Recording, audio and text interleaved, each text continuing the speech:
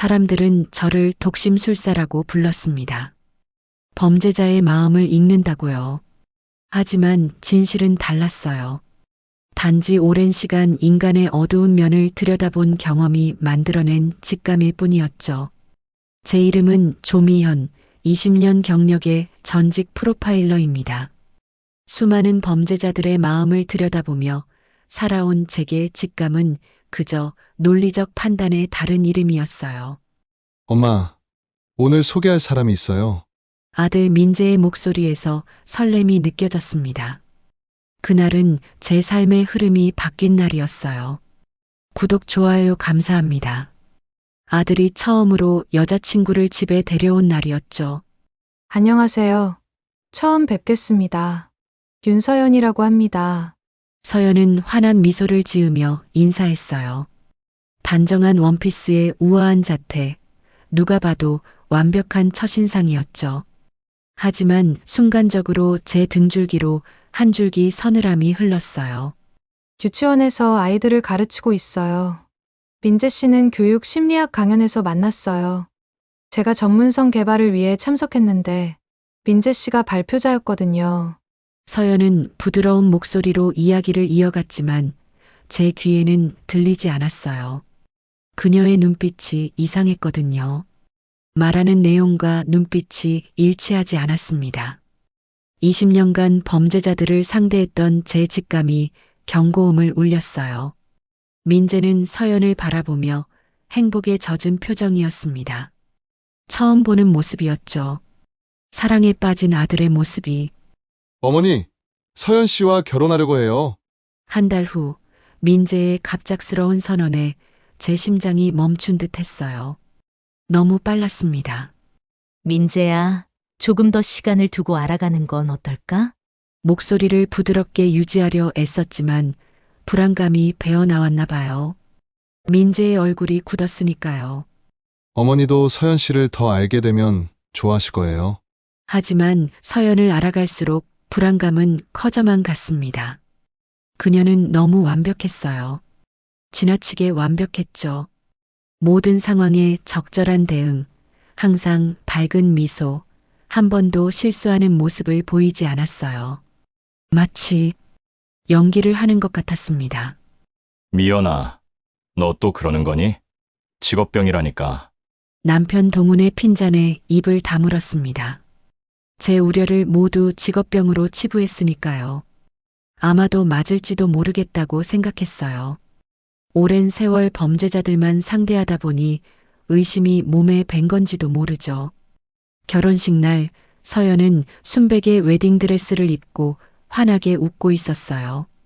모두가 축복하는 가운데 저만 마음이 무거웠습니다.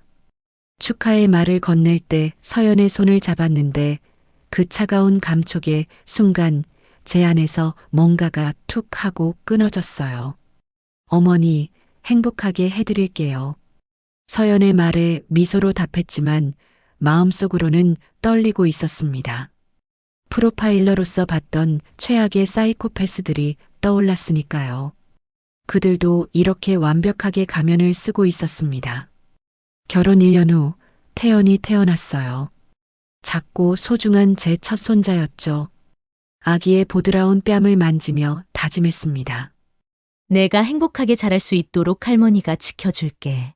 어머니, 태연이 좀 안아주세요. 저 잠시 부엌에. 서연이 태연을 제 품에 안겨주었습니다. 그 순간 서연의 눈빛이 변했어요. 아주 짧은 순간이었지만 분명히 보았습니다.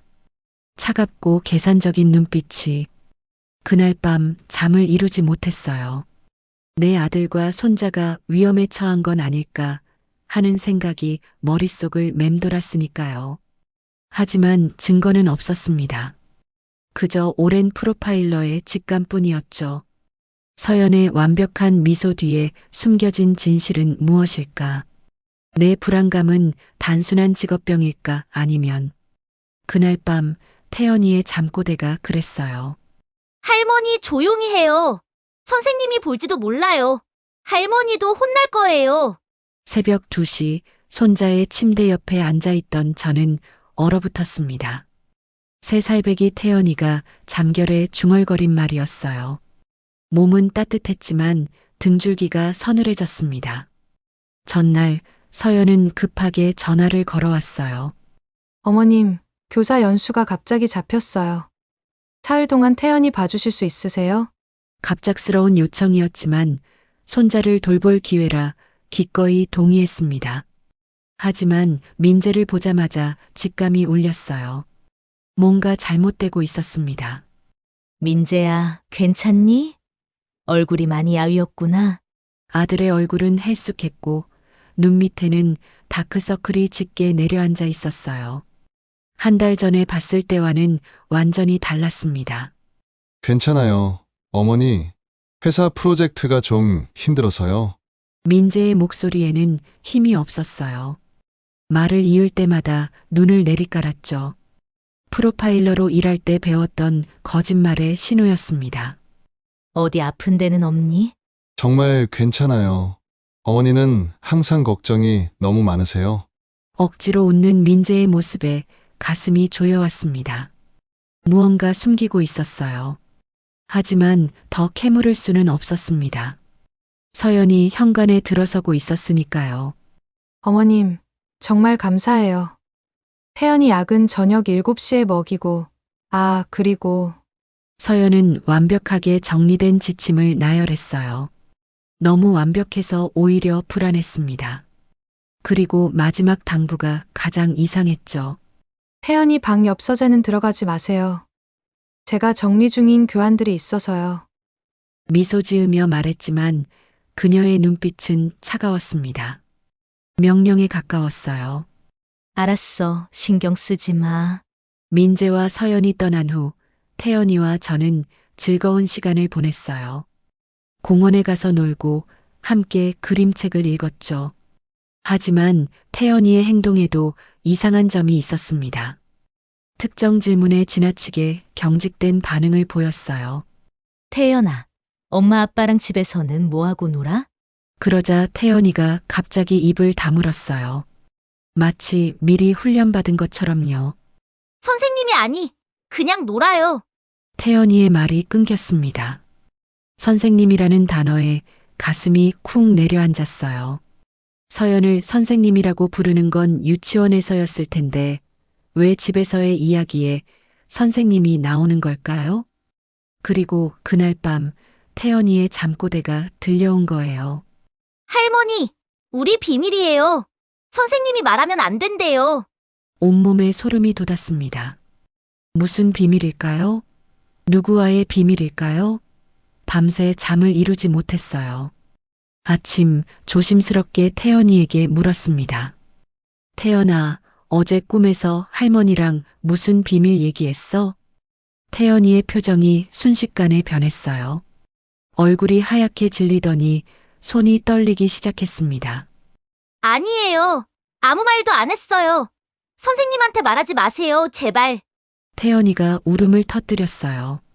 작은 몸이 격하게 떨리는 모습에 심장이 찢어지는 듯 했습니다. 황급히 안아주었어요. 괜찮아, 괜찮아. 할머니는 아무한테도 말 안 할게. 울지 마, 우리 태연. 태연이를 달래는 동안 머릿속은 복잡했습니다. 서연이 태연이에게 무슨 짓을 하고 있는 걸까요? 아니면 제 의심이 지나친 걸까요? 태연이가 낮잠을 자는 동안 유치원에 전화를 걸었습니다. 네. 윤서연 선생님은 교사 연수 참석차 휴가 중입니다. 담당자의 대답에 일단 안심했어요. 하지만 다음 말에 가슴이 철렁 내려앉았습니다. 연수는 내일부터인데 오늘은 개인 휴가로 신청하셨어요. 거짓말이었습니다. 서연은 어디에 있는 걸까요? 무엇을 하고 있을까요?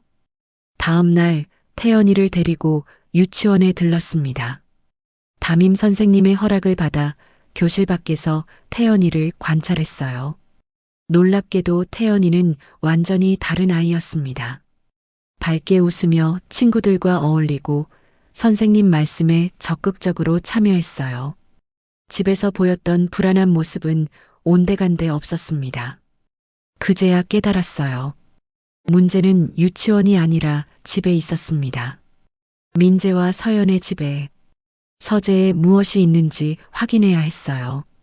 프로파일러 시절의 직감이 강하게 말하고 있었으니까요. 무언가 매우 잘못되고 있다고. 때로는 규칙을 어겨야만 진실을 찾을 수 있습니다. 서연의 금지된 서재 앞에 서서 제 손은 떨리고 있었어요. 20년간 프로파일러로 일하며 저지른 모든 위법 행위보다 더 큰 죄책감이 밀려왔습니다. 하지만 태연이의 떨리는 목소리가 귓가에 맴돌았어요. 할머니도 혼날 거예요. 심호흡을 했습니다. 손자를 위해, 아들을 위해 이 일은 해야만 했어요. 문은 잠겨 있었습니다. 한참을 고민하다 문득 생각이 떠올랐어요. 프로파일러 시절 동료 형사에게 배웠던 비상 열쇠 숨기는 장소들이 있었죠. 문틀 위, 화분 밑, 그림 뒤. 손을 뻗어 문틀 위를 더듬었습니다. 없었어요. 주변 화분도 살펴봤지만 역시 없었죠. 그때 시선이 문 옆 작은 장식장으로 향했어요. 직감이 말했습니다. 저기야. 장식장 맨 위 선반에 손을 뻗어 더듬었고 작은 금속 물체가 손끝에 닿았습니다. 열쇠였어요. 떨리는 손으로 열쇠를 문에 꽂았습니다. 딸깍 소리와 함께 문이 열렸습니다. 서재는 완벽하게 정돈되어 있었어요. 너무 완벽해서 오히려 의심스러웠죠. 책장에는 교육 관련 서적들이 가지런히 꽂혀 있었고 책상 위에는 교환처럼 보이는 서류들이 놓여 있었습니다. 어디 있을까? 서랍을 하나씩 열어보기 시작했어요. 처음 2개의 서랍에는 문구류와 서류들 뿐이었습니다. 서랍이 잠겨 있었어요. 책상 주변을 살펴보다 작은 열쇠 꾸러미를 발견했습니다. 서연은 완벽주의자답게 모든 열쇠를 한 곳에 정리해 두었군요. 떨리는 손으로 여러 열쇠를 시도해 보니 3번째 열쇠가 맞았습니다. 딸깍. 서랍이 열리자 심장이 멎는 듯 했어요. 태연이의 사진들이 가득했습니다. 하지만 일반적인 가족 사진이 아니었어요. 태연이가 울고 있는 모습, 겁에 질린 표정, 몸을 웅크리고 있는 모습. 사진 아래에는 날짜와 시간, 그리고 메모가 적혀 있었습니다. 반응 테스트 17. 위협 후 30분 경과. 여전히 높은 스트레스 반응 지속. 온몸에 소름이 돋았어요. 손이 떨려 사진을 떨어뜨릴 뻔했습니다. 깊게 숨을 들이마시고 서랍 깊숙이 손을 넣자 가죽 표지의 다이어리가 나왔어요. 표지에는 이름이 없었습니다. 첫 페이지를 펼쳤어요.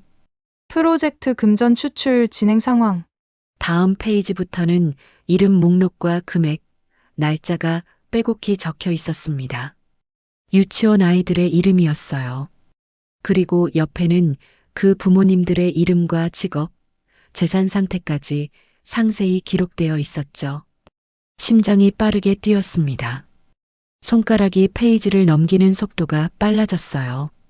그리고 우리 가족 이름을 발견했습니다. 김민재 마이너스 교육심리학 전문가, 예상 수입 연간 8천만 원. 조미연 전직 프로파일러. 퇴직금 및 연금 접근 가능. 그 아래 적힌 메모에 숨이 막혔어요.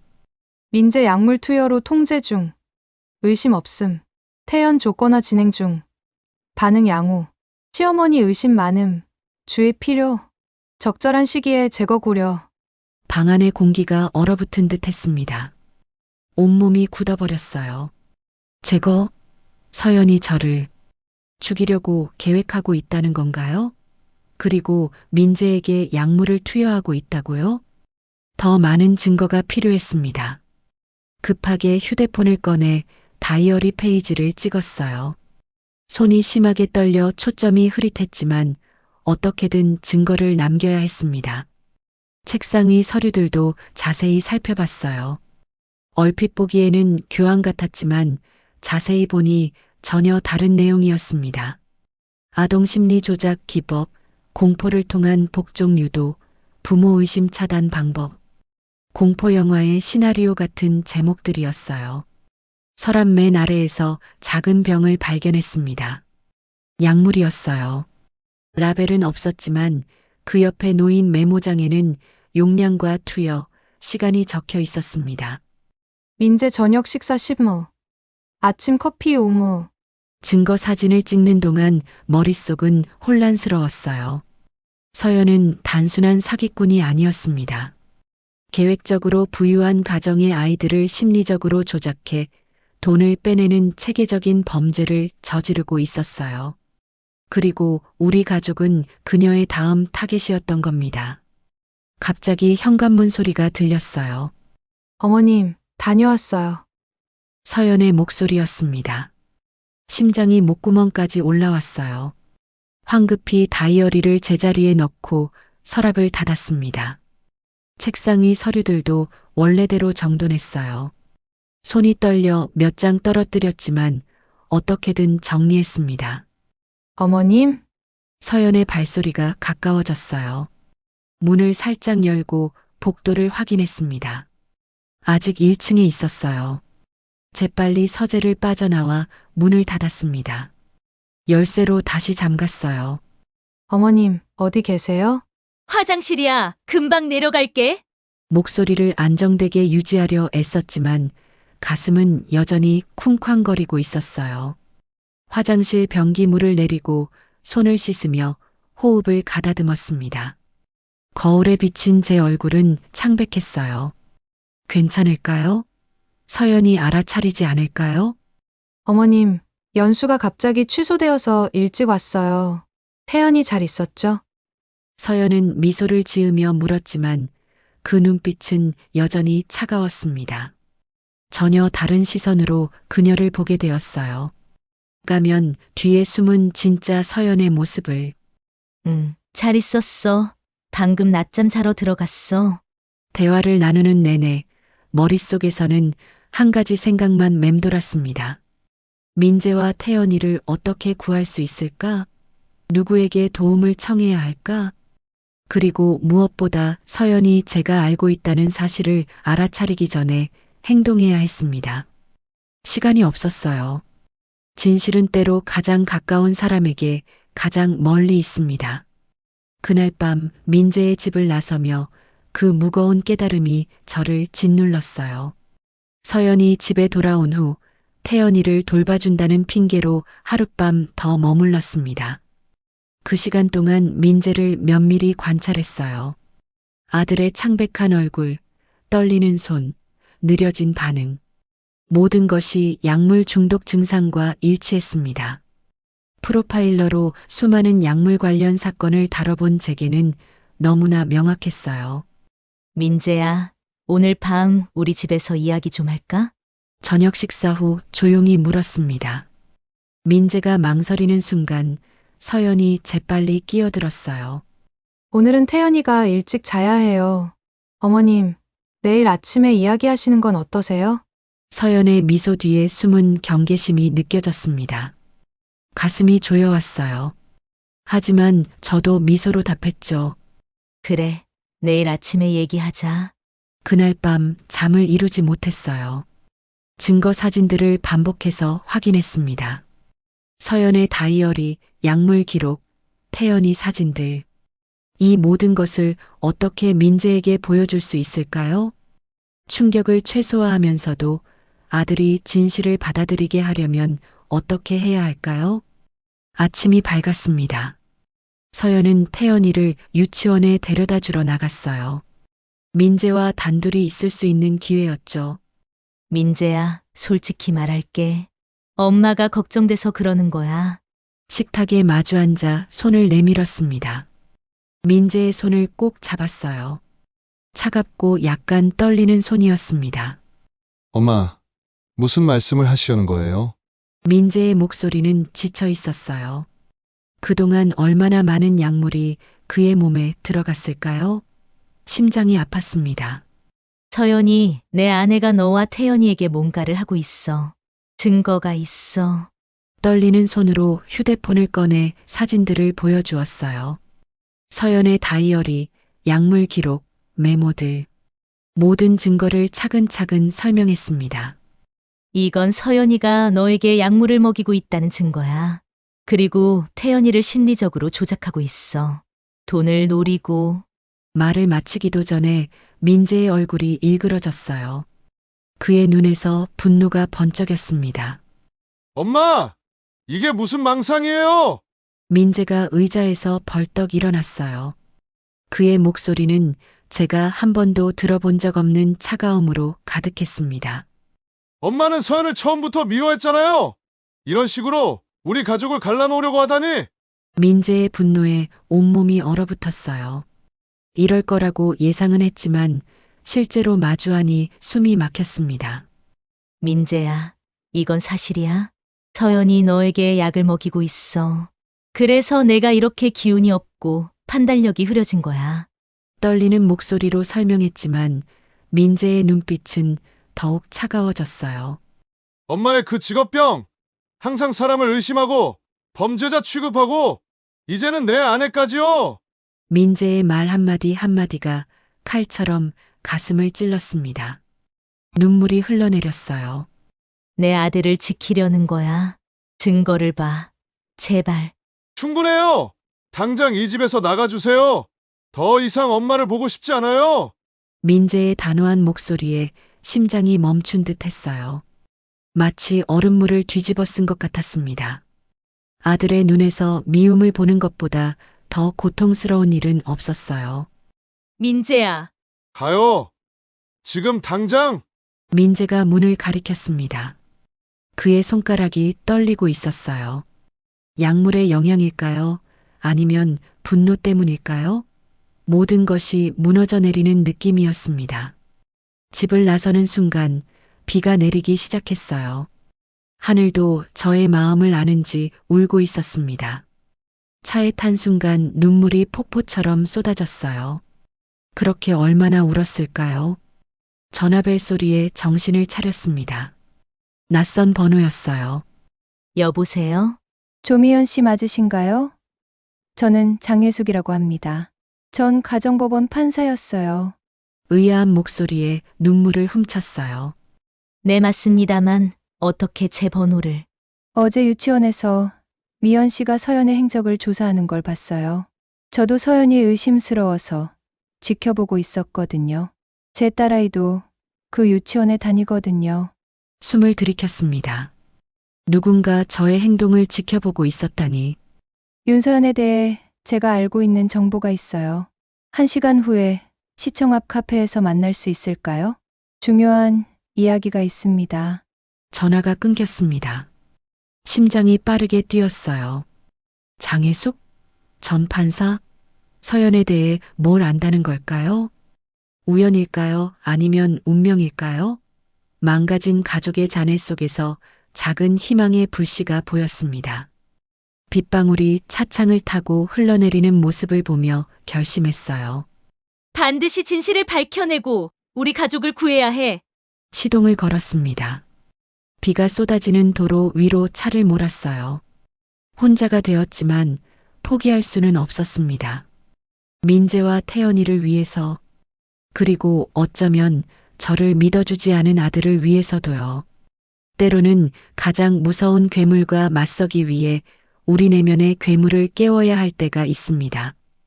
그날 제 안에 잠들어 있던 프로파일러가 완전히 깨어났어요. 장혜숙과의 만남은 충격적이었습니다. 서연의 과거, 그녀가 저지른 범죄들, 그리고 그녀의 다음 계획까지 모든 것이 퍼즐처럼 맞춰졌어요. 서연은 본명이 김미영이에요. 3번이나 이름을 바꿨죠. 매번 부유한 가정에 접근해 돈을 갈취했어요. 해숙은 서류 가방에서 사진들을 꺼냈습니다. 서로 다른 이름으로, 다른 외모로 살아온 서연의 모습들이었어요. 심장이 빠르게 뛰었습니다. 왜 경찰에 신고하지 않으셨어요? 증거가 부족했어요. 그녀는 흔적을 남기지 않죠. 게다가 제 딸이 그녀의 다음 타겟이 될까 두려웠어요. 해숙의 눈에서 두려움이 비쳤습니다. 모성애로 인한 두려움, 제가 너무나 잘 아는 감정이었어요. 이제 어떻게 해야 할까요? 그녀를 함정에 빠뜨려야 해요. 증거를 확보하고 경찰에 넘겨야죠. 그렇게 우리의 계획이 시작되었습니다. 먼저 저는 옛 동료인 김영사에게 연락했어요.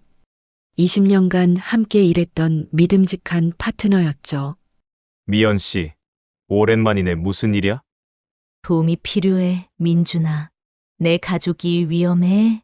전화기 너머로도 그의 걱정이 느껴졌어요. 잠시 후 그는 단호하게 말했습니다. 알았어. 내가 도울게. 근데 확실한 증거가 필요해.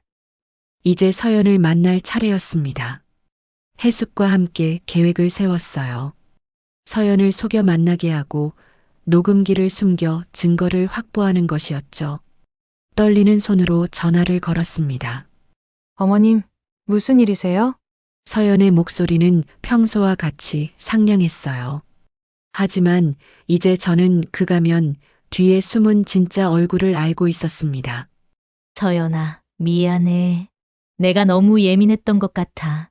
오해가 있었어. 만나서 이야기하고 싶은데. 제 목소리가 흔들리지 않도록 애썼어요. 20년간 범죄자들을 상대했던 경험이 이제 가족을 지키는데 쓰이고 있었습니다. 물론이죠. 어머님 언제 만날까요? 오늘 오후 3시 시내 카페에서 만날래? 네, 알겠습니다. 태연이도 데려갈게요.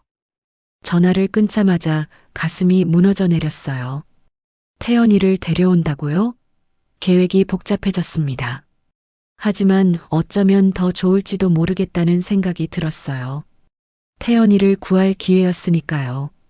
카페에 도착하자 서연과 태연이가 이미 와 있었어요. 태연이의 작은 손을 꼭 잡고 있는 서연의 모습이 눈에 들어왔습니다. 겉으로는 완벽한 엄마의 모습이었죠. 할머니! 태연이가 저를 보고 반갑게 소리쳤어요. 그 순간 서연의 손이 태연이의 어깨를 꾹 누르는 모습이 보였습니다. 태연이의 표정이 순식간에 굳어졌어요. 가슴이 조여왔습니다. 어머님, 오랜만이에요. 민재도 많이 속상해했어요. 서연의 미소 뒤에 숨은 계산적인 눈빛이 느껴졌습니다. 이제 저는 그 눈빛의 의미를 알았어요. 그래. 나도 미안해. 내가 너무 예민했던 것 같아. 대화를 이어가며 몰래 녹음기의 버튼을 눌렀습니다. 서서히 대화를 원하는 방향으로 이끌었어요. 서연아, 사실 내가 너의 서재에 들어갔던 거 미안해. 서연의 표정이 순간 경직되었습니다. 눈빛이 날카로워졌어요. 뭘 보셨나요? 다 봤어, 서연아. 아니, 미영아. 서연의 얼굴이 하얗게 변했습니다. 숨이 멎은 듯한 침묵이 흘렀어요. 그때 제 휴대폰을 꺼내 증거 사진들을 보여주었습니다. 이거 설명해 줄래? 왜 내 아들에게 약을 먹이고 내 손자를 위협하고 있는 거야? 서연의 눈빛이 완전히 변했어요. 더 이상 상냥한 며느리가 아니었습니다. 차갑고 계산적인 눈빛, 제가 수없이 마주했던 범죄자의 눈빛이었죠. 똑똑하시네요. 어머님. 하지만 늦었어요. 서연이 갑자기 태연이의 손을 잡아 일어났습니다. 너무 빨랐어요. 가자. 태연아. 안 돼! 제가 소리쳤지만 서연은 이미 태연이를 끌고 카페를 빠져나가고 있었어요. 황급히 뒤를 쫓았습니다. 카페 밖으로 나오자마자 김영사에게 전화를 걸었어요. 민준아, 서연이 태연이를 데리고 도망쳐. 지금 동쪽으로 가고 있어. 알았어. 지금 가고 있어. 그녀를 놓치지 마. 전화를 끊고 서연을 쫓았습니다. 인도 위를 달리며 사람들 사이를 비집고 지나갔어요. 20년 전처럼 범인을 쫓고 있었지만 이번엔 제 손자가 위험에 처해 있었습니다. 서연은 주차장으로 향하고 있었어요. 재빨리 접근해 그녀의 팔을 잡았습니다. 서연아, 그만해. 경찰이 오고 있어. 서연이 갑자기 돌아섰어요. 그녀의 눈에서 광기가 번쩍였습니다. 태연이는 겁에 질려 울고 있었어요. 할머니 무서워요. 태연이의 떨리는 목소리에 가슴이 찢어지는 듯 했습니다. 서연이 태연이를 더 세게 붙잡았어요. 한 발짝만 더 다가오면 이 아이에게 무슨 일이 생길지 몰라요. 그 순간 주차장 입구에 경찰차가 도착했습니다. 김영사가 뛰어나왔어요. 꼼짝 마! 경찰이다! 서연의 눈에 당황한 기색이 스쳤습니다. 그녀는 태연이를 방패처럼 앞세웠어요. 다들 비켜요. 안 그러면 말을 마치기도 전에 해숙이 주차장 반대편에서 나타났습니다. 서연의 뒤에서요. 해숙의 눈빛에 결연한 의지가 담겨 있었어요. 이제 서연은 포위되었습니다. 도망칠 곳이 없었어요. 끝났어. 서연아. 모든 것이 녹음됐고 증거도 충분해. 제 목소리는 떨리지 않았습니다. 마지막 대결을 위해 제 안의 프로파일러가 완전히 깨어난 거예요. 시간이 흐른 후에야 상처는 아물기 시작합니다. 서연이 체포된 지 2달, 민재의 집 거실에 앉아 창밖을 바라보며 그 생각이 들었어요. 태연이가 제 무릎 위에서 평화롭게 잠들어 있었습니다. 그 작은 숨소리가 세상에서 가장 아름다운 음악처럼 들렸어요. 모든 것이 끝났지만 동시에 새로운 시작이기도 했습니다.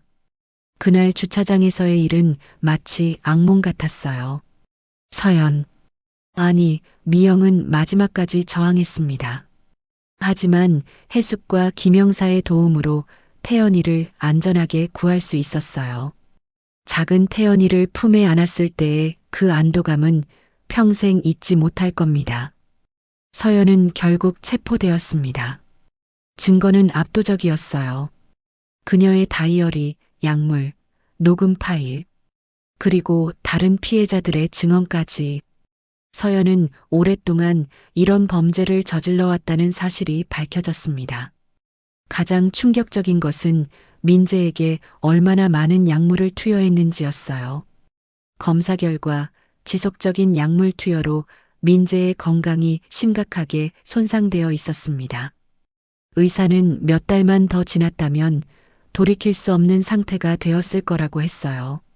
그 말을 들었을 때 다리에 힘이 풀려 주저앉을 뻔했습니다. 민재가 병원에서 깨어났을 때 처음으로 한 말이 아직도 귓가에 맴돌았습니다. 엄마, 미안해요. 엄마, 말을 들었어야 했는데.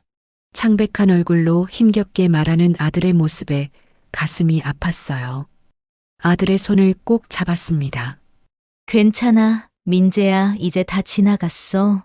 우리 함께 이겨낼 거야. 그렇게 새로운 일상이 시작되었습니다. 저와 남편 동우는 민재의 집으로 들어와 태연이를 돌보게 되었어요.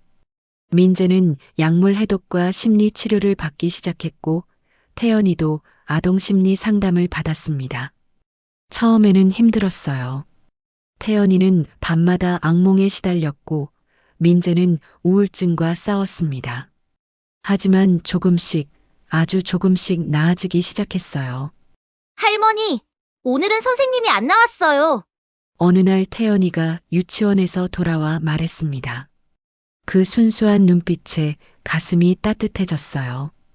악몽이 줄어들고 있었습니다. 해숙과는 특별한 우정이 생겼어요. 같은 위기를 함께 극복한 전우 같은 느낌이었죠.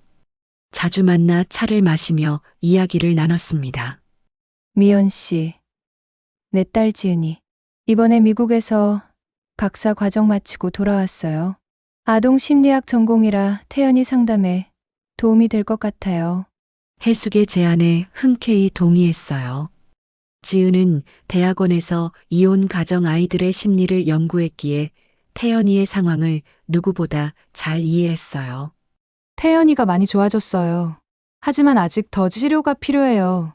지은은 진심으로 태연이를 걱정했고 민재에게도 정서적 지지를 아끼지 않았습니다.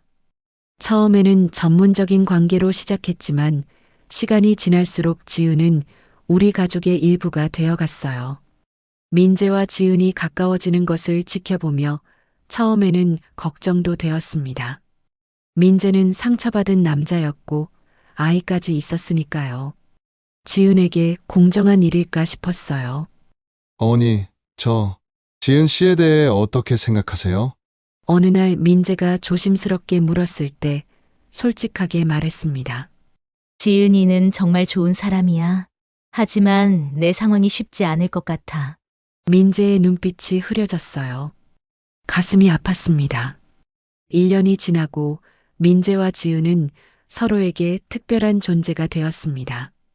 지은의 부모님은 처음에 걱정했지만 딸의 선택을 존중해 주었어요.